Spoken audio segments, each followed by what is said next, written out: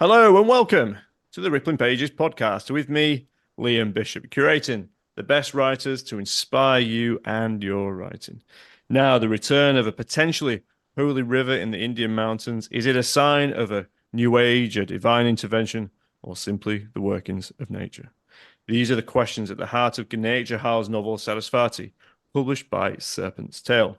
Frauds, politicians, mystics, writers, and the family who own the farm in which the river exists are caught up in trying to determine what the return of the Saraswati River means. It is a novel that is truly global in its scope, set in Canada, India, the Chagos Islands, and Wolverhampton. It was named as a Guardian newspaper selection for 2025 and shortlisted for the Waterstones Debut Fiction Prize. It follows on from Gurnaik's short story collection, We Move, of which Arrival won the Galley Beggar Short Story Prize, and the collection itself won the Somerset Maugham Award. Gurnaik is from London, and this is his first novel. Gurnaik, thank you very much for joining me on the Written Pages. Thank you very much for having me. It's a pleasure to be here. Thanks, and I realise that there's a lot going on with this novel, but I appreciate you being here. Where is it you're calling? Well, dialing in. It's not a telephone, is it? But you get Yeah, get the message.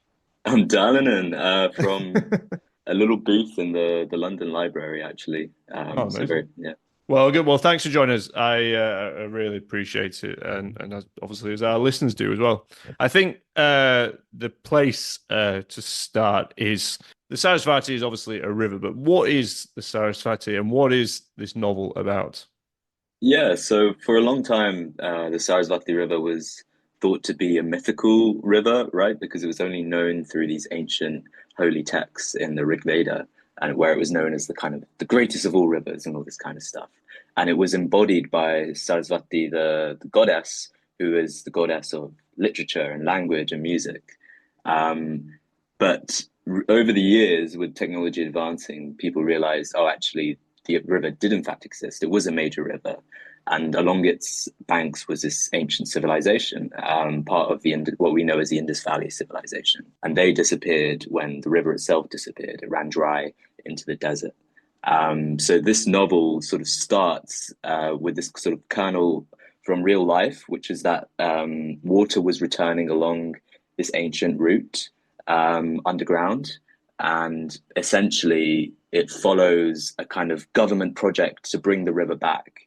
But what's sort of the murky ground around it is that water is returning because the glaciers in the Himalayas are melting at such alarming rates. And in bringing the river back, the government in turn divert water that would flow through Punjab in northern India across the border into Pakistan.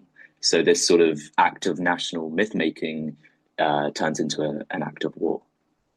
Wow, thank you for that. There's so many influences, and obviously these are in the novel as well. And I'm curious then when the story might have come to you, or when you found it. I was doing some research into the kind of relationship with religion and rivers in India because I remember my grandfather died, and I think there were sort of plans to take his ashes back to Punjab and scatter them in one of the rivers. And at the same time that was happening, there was sort of news reports of essentially toxic foam building up on holy rivers in India. And this is because one, a mixture of human remains and cremains, but also lots of toxic overspill from factories and stuff like that.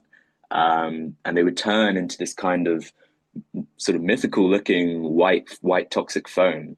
And I remember seeing pictures of that in the news of like children playing in it and stuff like this. And the Yamuna River in particular had been declared dead by the government and also declared with the legal rights of a human being so that they could give it sort of the protections of the law and stuff like this.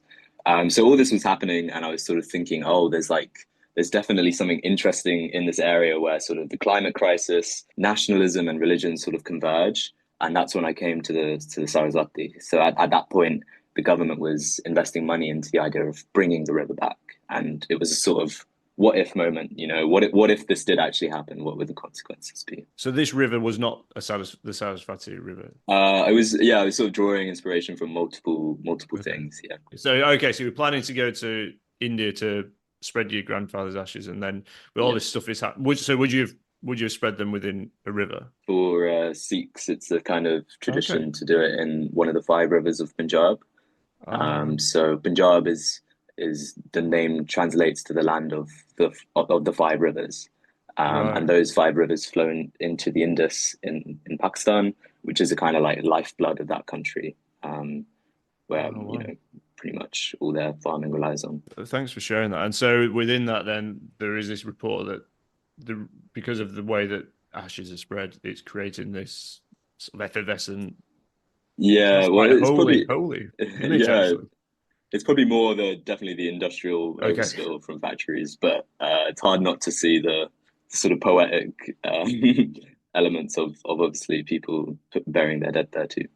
Yeah, well, I didn't know that was I didn't know that was a tradition, and but there's lots of traditions, Sikh tradition, and I think there's a lot about Hindu culture as well, Mm, and then Hindu religion laced through the novel, both within India, but also in the UK, and how that culture is influenced and being influenced by the UK. But it's interesting because for so many reasons, but it's interesting because the novel is about how people take influence from nature, how you also took influence from what was going on in the world around you. Kind of is what happens mm, within the novel right, itself. yeah.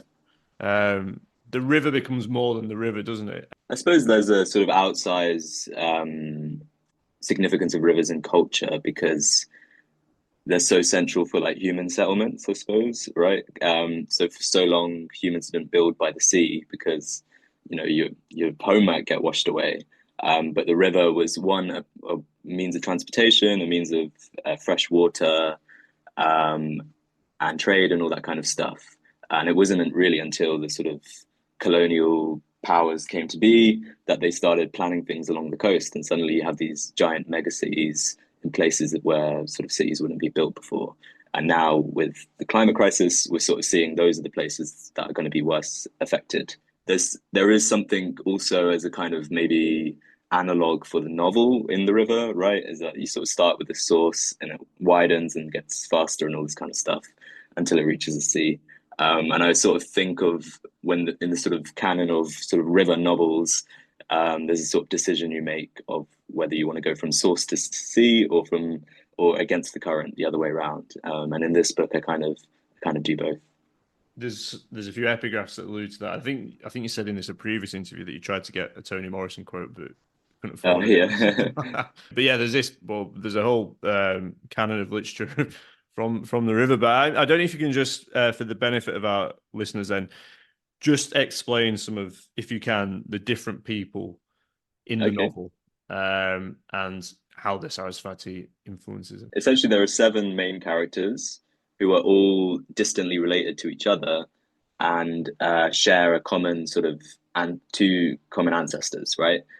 So between their sort of seven narratives, which are sort of modern day and go into the future slightly, we get these flashes from the past, which is the love story of their common ancestors. But essentially, through the kind of machinations of empire, each of the seven descendants from the couple's seven children end up in different places in the globe, right? So whether that's sort of indentured work to Kenya or through military, one character ends up in Singapore. There's characters who end up in Mauritius and Canada and in the UK and so on and so on. But the first of our characters is Satnam, and he's a kind of adrift in modern life in London, and sort of feels maybe like he has no purpose.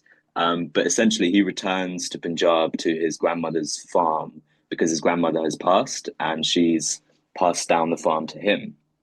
So he inherits his farm, and on that farm, water has returned in a dead well, right? So a well that has been dry for generations, and that is the first sort of sighting, as the sort of scientists claim, of this resurfacing Saraswati River. Who came first out of that family dynasty then? Do you It know? probably was. It probably was the first character in the book is came first, but of the rest, it was kind of I was sketching them out at similar times. So is one trick I have writing is sort of when you get stuck on one question, move on to the other. So Okay. I sort of developed each of the seven sections sort of simultaneously, and that allowed me also to ensure that the narrative sort of interweaved in the correct sort of way, rather than it being just purely linear. Obviously, the rivers brought them together for the purposes of the novel, but as a family, does the river bring the family together? Does it unite their legacy, or does it create conflict? Yeah, on the level of just plot, it unites them because it's the actions that are sort of results of the river returning that bring our characters together. In one sense, we've got the story of the river I see as the kind of the background plot, and then the foreground is the story of this family, right? And essentially, the novel is trying to do two things at once, which is show one family coming together while the sort of shared country of origin comes apart. Yeah, I love that. I love those. Just love those big novels about family and Yeah. dynasties. And, it delivers on that, doesn't it? And um, but families are interesting, aren't they, for lots of reasons. And there's a word that comes up within the novel quite a lot. I felt was restore or restoration, and a lot of Okay. people believe in this river. It does a lot more. There's something within it. There's something ulterior within it for some people, and some people take that Mm. further, don't they? I just wondered if you agreed with that, and if you could speak about that a little bit. One thing that's important to me is that a book doesn't have a sort of clean political stance. So often I'm sort of giving opinions that maybe I agree with to the characters that a reader probably disagrees with most, if that makes sense. So I wanted to give sort of compelling arguments on every side of the debates that arise within the book. And one of them is about a kind of reclamation of land, right? So we often think of things like rewilding and stuff like that as a kind of cleanly good thing. And in the book, sort of politicians latch onto the idea of bringing the river back as a kind of reclamation of the land, in a sense, because there was so much terraforming that happened in India because of colonization.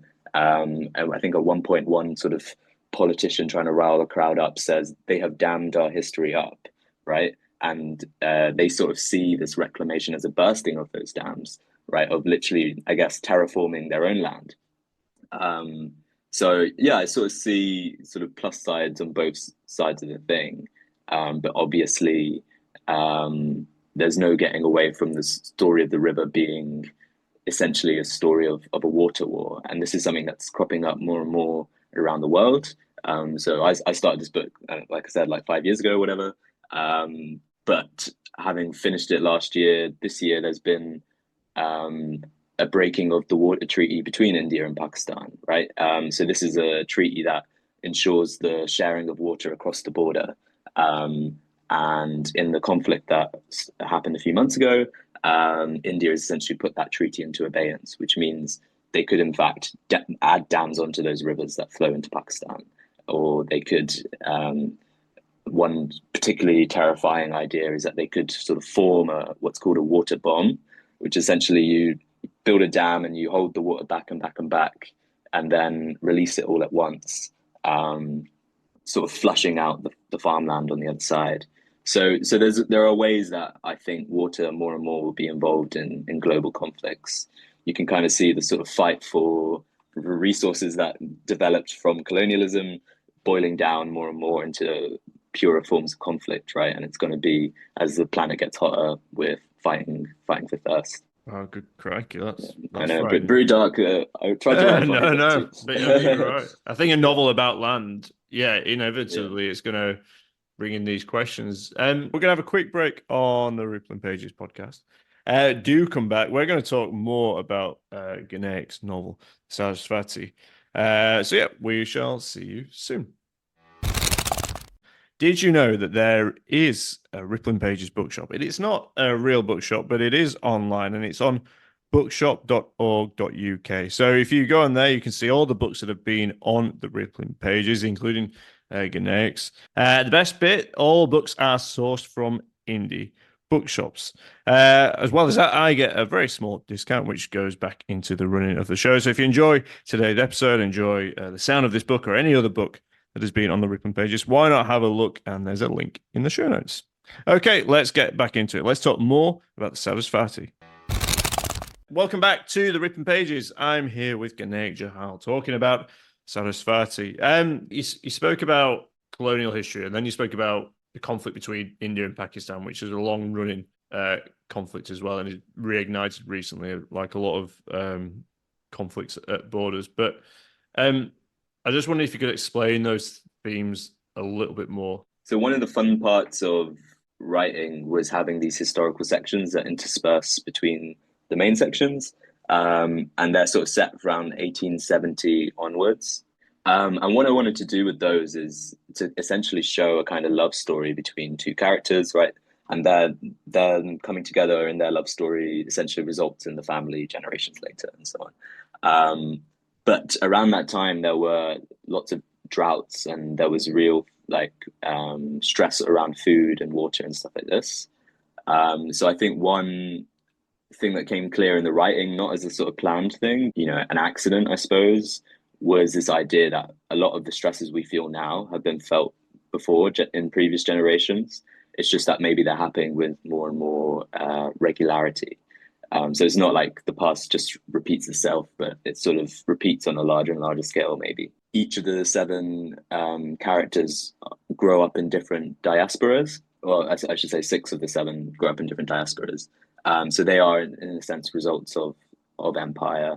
And each of them, I guess, has a different relationship with India, and at different points return to the country or visit the country for the first time. Right. Okay. So do you think there's a direct link then between, forgive me, the Indus River water rights? Do you think there's a direct relation? Is it a continuity? I don't know. I think that'd be a sort of complicated argument to make, but I mean, there would be no need for the treaty if there wasn't a border, and there wouldn't be a border if there wasn't so many other things, I suppose. But it's definitely something that you can see around the world.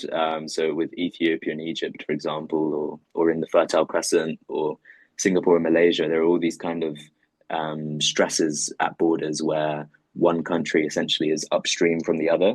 And just by the simple fact of being upstream, you have so much power over the downstream neighbors, because you can control the flow of water they receive. Also, I'm thinking about you writing this novel, and there's so many different narratives or subplots or things that you could pursue. But I guess, how do you then balance that thing of, I'm wanting to make a direct statement and connection about this, and other sides of it, which are a bit more coincidental or incidental? I could have attempted some kind of non-fiction thing here, but for me, it's always the story was propelled by the characters and their interrelation. And I feel like in a discussion like this, where we pull apart the themes, it can sound like, oh, there's a lot of sort of heavy, sort of almost like textbook information, but I tried to sort of integrate that in the book through narrative. And that's, for me, the way I understand big topics and stuff like that, is sort of finding a kind of a human connection. Wondering that really, what is it about you as a writer and a fiction writer?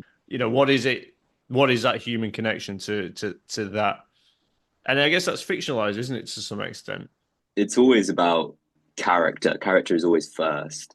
And I think when it comes to how they connect to the sort of wider scheme and all the politics and stuff like that, I just think we all do, right? We're all like constantly connected in this kind of globalized world. Like right now I'm speaking on a phone, you might be on a laptop, but inside are like a bunch of rare metals, and where have they been mined, and who mined them, right? And who designed the laptop, and who cut the tree that's made the wood on the table that you're on. Like every element of our lives. Synthetic, but I'll let you off. Oh, okay. More synthetic on that. I see the point you're making. But it's a kind of, you can splinter out in these crazy spirals almost of like how connected we are. So yeah, one thing I wanted to explore in the novel was a kind of part of the reason I wanted this sort of global family that each in their own specific silo is because that's how my family is, say.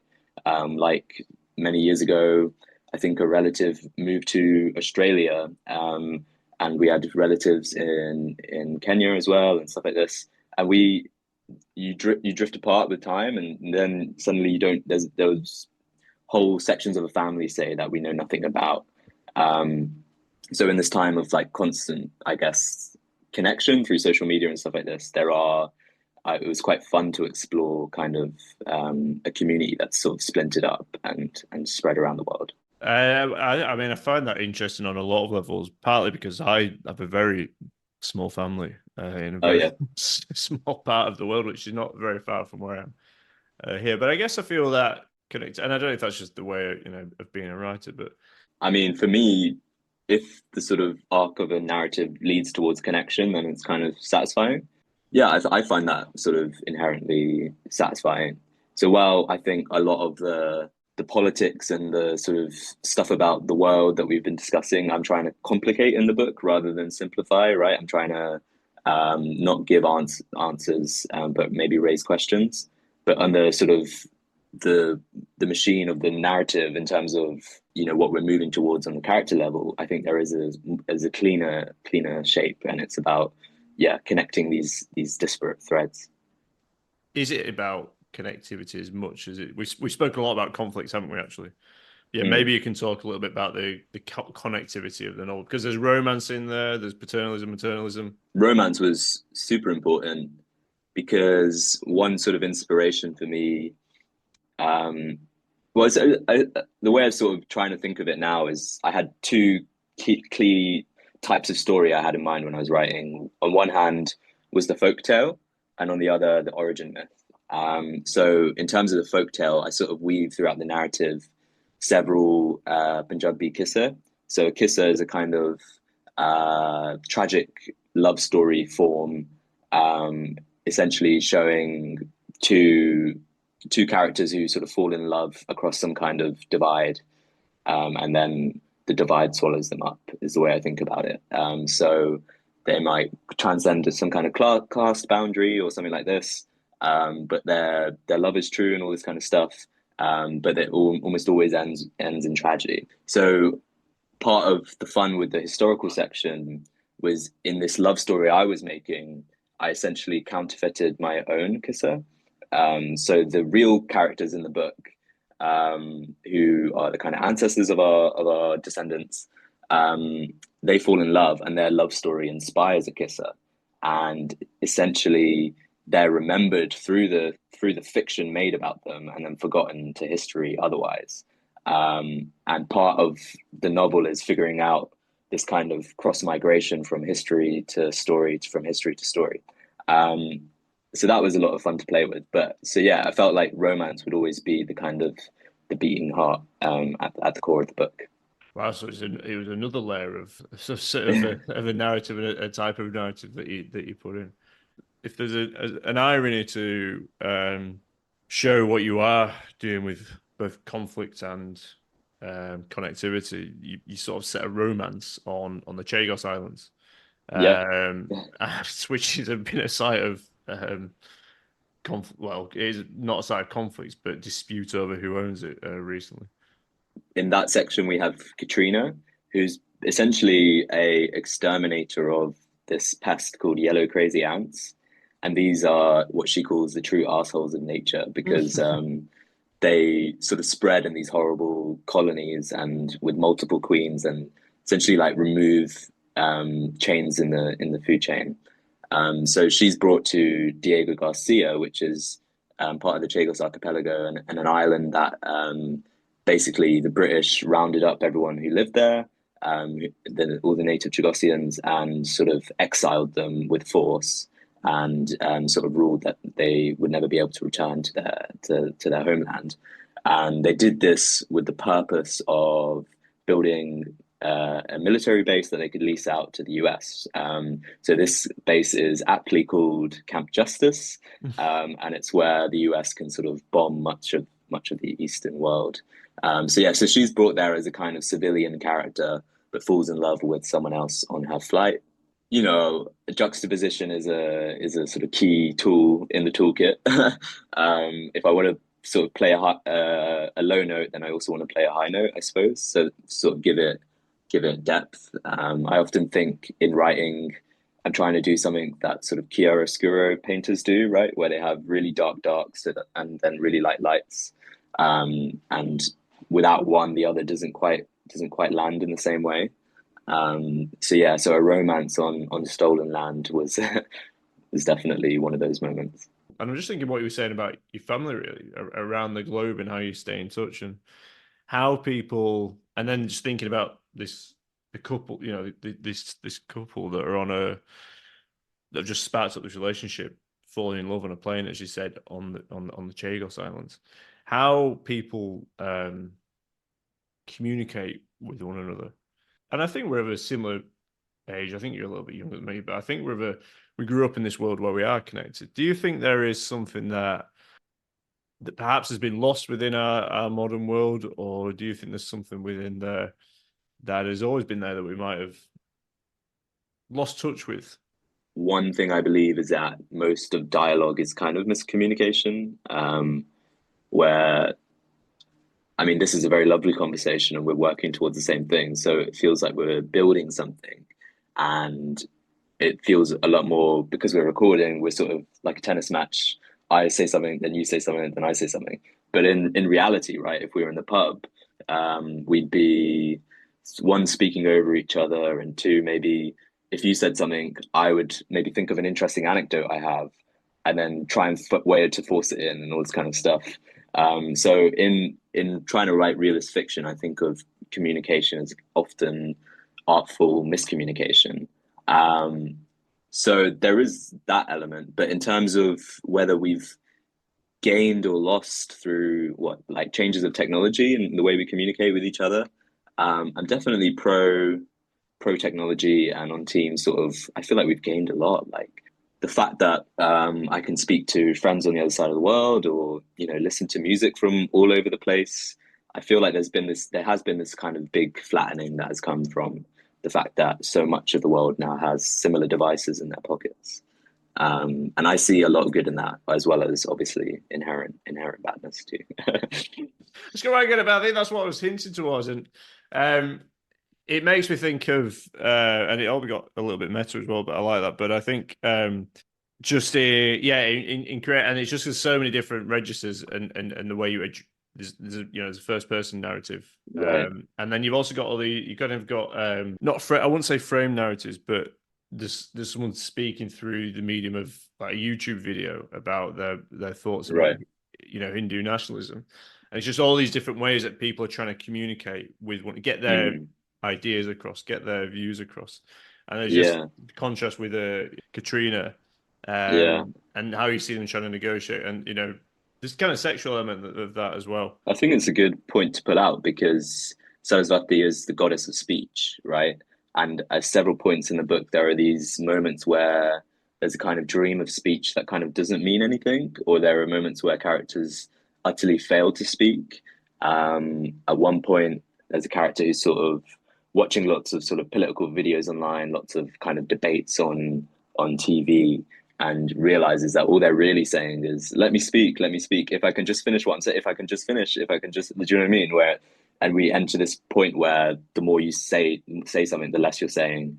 So yeah, so it sort of starts with in chapter one, there's a child who is unable to speak, whose parents believe, and he's of an age where he should probably be speaking, and his parents believe that if they just anoint him with the holy water of that, he'll suddenly be able to speak again.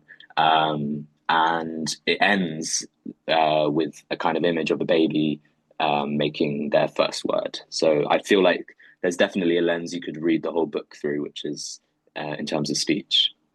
From the short stories, when did you set down? And I really loved your short stories, and they're very different, the obviously in length and tone, but I love the kind of ideas of connectivity in there, and people. And it's not just about people connecting together. I think it's people trying to connect with sort of the past and family's history and heritage, and what it means and what it represents. What is there anything from the short story or your short stories that you took into the novel? It's a sort of cliche, but the short form, the sentences are so much more polished, right? Because you've got so much less space to work with, and you can become almost maniacal in like revising like sentences so that they're one as sort of efficient as possible, basically. And I sort of see the short form as putting efficiency over everything. And I carried that through into writing a novel.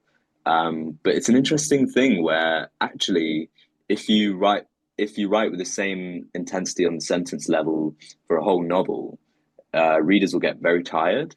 So it's something I sort of had to learn was to sort of loosen my grip a bit. And obviously there is a sort of attention to the sentence throughout the book, and I have done dozens of redrafts and so on. But I sort of was trying to incorporate kind of a looseness that was different from the short stories. One sort of way I thought about it was if I was crocheting a very small piece of fabric, right? I don't know, for a baby or something, you might have quite a tight stitch compared to if you wanted to make a kind of duvet cover or something. But it's the idea of your canvas is suddenly much bigger, but you can't use the same size paintbrushes you were using for miniatures, right? For painting miniatures. So switching paintbrushes was a key part. Interesting. Another metaphor about paint. You spoke about chess. Yeah. You're not a painter, are you? In Oh no, no. maybe in a past life. I like that though. But what does looseness look like then? I think with my stories, there's a lot of cutting forward, right? So rather than the character closes the door and walks out into the hall and crosses the street, you would just cut before they reach the door, and then cut to a new scene where they're on the other side of the street. And that's just, in the interest of efficiency, and not to say that there's lots of opening and closing of doors in the book in the novel, but it's maybe allowing the scene to linger a bit more and have bits where there's almost like superfluous stuff. I know that sort of has negative connotations, but like where something's funny just for the sake of being funny, or it's fun just for the sake of being fun. I do think there needs to be a sort of allowance for things, for extra things in the book that don't always just service. There's a sort of adage that's like, oh, if it's not servicing the plot or a character or whatever, then it needs to be cut. You need to allow those sort of things in, I think. Yeah, I like that. I like that idea of how yeah, how faithful do you have to be to reality? Yeah. Or are all these writers stuck in a room? Are all these characters stuck in a room without a door? I think that's one of the hard things about becoming a writer, is that and one of the things that I learn, and I don't know if this is the same for you, but one of the real challenges is when how do you balance that level of verisimilitude between the fact that writers have to extend the metaphor, go out Mm. of the door for it to be faithful to what reality is, but you can't have every single time going out the door because it'll waste time and it becomes tedious. So how Yeah. do you get that balance and especially I, in a novel that's so big? I think there's freedom in the fact that realism is a kind of construct. I think it's sort of easy to think that realism is just trying to be as close to reality as possible, but in a sense, it's its own genre and it has its own genre conventions. So, for example, in real life, there are real coincidences, right? You're walking down the street on the other side of the world on holiday or something, and you bump into someone you went to school with, and that's just crazy, but it happens, right? And we all know these things happening. But if you put that in a book, suddenly the reader goes, "Oh, that's not realistic. This is too easy. Whatever." The writer's taking shortcuts. So that wouldn't happen in a novel, and that is a construction of realism. If I was advising a new writer, I'd be like, "Don't worry too much about it." Obviously, there can be jarring things of what I sort of think of as sort of like continuity errors, right? So if you've got a character on, I don't know, a main road and then they turn left, but actually, and it's in a real place or whatever, but the road they turn left on is actually on the right or something. There is a certain kind of reader, and I have met them, who will spot that kind of thing. So often for me, there's freedom in the initial writing process where I'm just going for it and allowing myself to kind of be freewheeling and all this kind of stuff.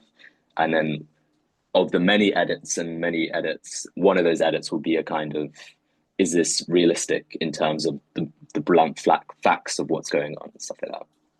I love that. I love that insight actually. And I love giving us a little insight there into the editing process.